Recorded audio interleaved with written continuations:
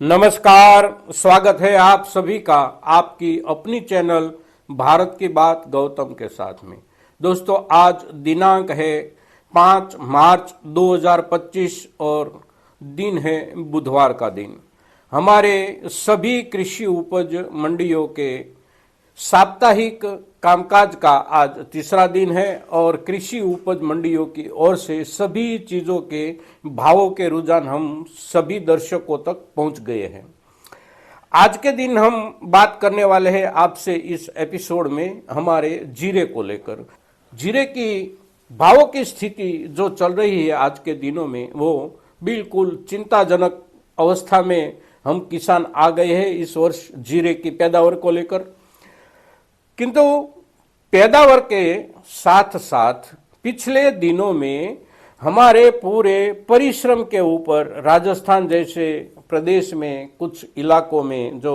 ओलावृष्टि हुई और कहीं कहीं बारिश हुई, कहीं कहीं भारी पवन के साथ आंधियां भी चली, तो उसका बहुत बड़ा नुकसान हम किसान भाइयों को भुगतना पड़ रहा है। जीरे के वर्तमान दिनों में यानी कि पिछले 3 दिनों में हम देखें तो खास करके गुजरात के बाजारों को नज़र के सामने रखकर सोचे तो पिछले 3 दिन इस सप्ताह के सोमवार, मंगलवार और आज का बुधवार, ये तीनों दिनों के हिसाब से देखें तो जो क्वालिटी थोड़ी दूसरे या तीसरे क्रम की है उसका जो भाव चल रहा है वो औसत भाव चल रहा है प्रति क्विंटल 18,000 से लेकर 19,000, 19,200, 300 या महत्तम 500 तक। फिर मीडियम वाला माल देखे तो 19,500 से लेकर 20,000 या 20,200, 300 प्रति क्विंटल बिक रहा है। अच्छे से अच्छी क्वालिटी है तो वो बिक रही है 20,500 से लेकर 21,000, और जिसे हम किराना क्वालिटी बोलते हैं, किराना क्वालिटी के हिसाब से जिसका भाव होता है वो हमारा जीरा बिक रहा है बाजार में महत्तम 21,000 से लेकर 22,000 तक में। ऊंजा में भी वहीं पर माल रुक जाता है। तो गुजरात के बाजारों की ये स्थिति के सामने राजस्थान के बाजारों की स्थिति में भी कोई ज्यादा फर्क नहीं है। राजस्थान के बाजारों में भी यही हाल है हमारे जीरे की पैदावार के भाव को लेकर। अब ये जो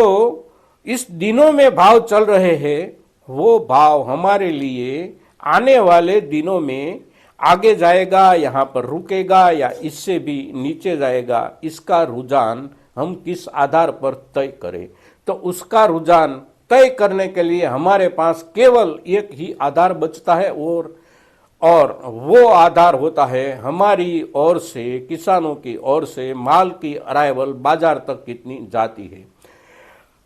आज के दिनों में राजस्थान के बाजारों में अभी नई फसल बहुत कम मात्रा में आ रही है, उसके सामने गुजरात में नई फसल ज्यादा आ रही है।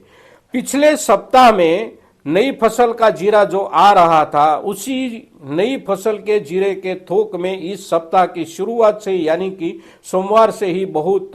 नोंधपात्र रूप से बढ़ोतरी हो चुकी है। गुजरात के सारे बाजारों को देखें और ऊंजा से अगर हम शुरू करें तो सोमवार के दिन से ही 30,000 बोरी से ज्यादा माल ऊंजा के बाजार में बिकने को आ चुका था हम किसान भाइयों की ओर से। फिर उत्तर गुजरात के सभी बाजारों में ठीक वैसी ही परिस्थिति थी। पिछले सप्ताह के हिसाब से 1.5 गुना या 2 गुना माल बाजार में आने की शुरुआत हो गई है। सौराष्ट्र के बाजारों में अगर राजकोट देखे, मोरबी देखे, हळवद देखे, गोंडल देखे, सभी बाजारों में स्थिति ये है। और कुल मिलाकर गुजरात में पिछले 3 दिनों की औसत निकाले तो 70,000 से भी ज्यादा बोरी प्रतिदिन के हिसाब से बाजार में आ रही है। सामने राजस्थान में अभी बहुत बढ़ोतरी नहीं हो रही है क्योंकि राजस्थान और गुजरात ये दोनों राज्यों में इस वर्ष बुआई के समय में बहुत अंतराल हो चुका था। गुजरात में समयसर की बुआई हम बोले या फिर अगेती बुआई बोले, जैसे कि नवंबर के पहले पखवाड़े में भी गुजरात में बुआई हो पाई थी और पूरा नवंबर गुजरात में बुआई शुरू थी। सामने राजस्थान के कुछ इलाकों में बुआई में देरी हुई थी उस समय की बारिश को लेकर और उस समय के वातावरण की प्रतिकूल परिस्थिति को लेकर। तो उसके हिसाब से गुजरात से राजस्थान अभी माल की अराइवल में पीछे दिख रहा है, किंतु आने वाले दिनों में क्या होगा, ये राजस्थान के खेतों से कितना माल हमारे किसान भाइयों के घर तक आता है उसके ऊपर आधार रहेगा पूरे के पूरे बाजार के रुझानों का। अगर गुजरात में अभी जो माल आ रहा है 70,000 बोरी या 72,000 बोरी के नजदीक माल की अराइवल पहुंच चुकी है गुजरात के सभी बाजारों को मिलाकर, अगर उसके सामने राजस्थान में भी इतनी ही रफ्तार में आने वाले दिनों में हम किसानों की ओर से बाजार में माल जाता है और गुजरात में माल की जो अराइवल है उसमें बढ़ोतरी जारी रहती है, तो कम से कम 1 लाख बोरी के नजदीक या तो उसके भी आगे हमारा बाजार तक माल पहुंचाने का थोक दोनों राज्यों में मिलकर हो सकता है। अगर इतना थोक प्रतिदिन एक औसत के हिसाब से बाजार तक आने लगेगा तो बाजार में कोई सुधार की शक्यता बहुत कम हो जाती है। और साथ साथ आने वाले पखवाड़े में यानी कि मार्च महीने के दूसरे पखवाड़े में बाजार में कैश लिक्विडिटी का भी एक सवाल उभर कर आता है, क्योंकि मार्च का महीना जो होता है वो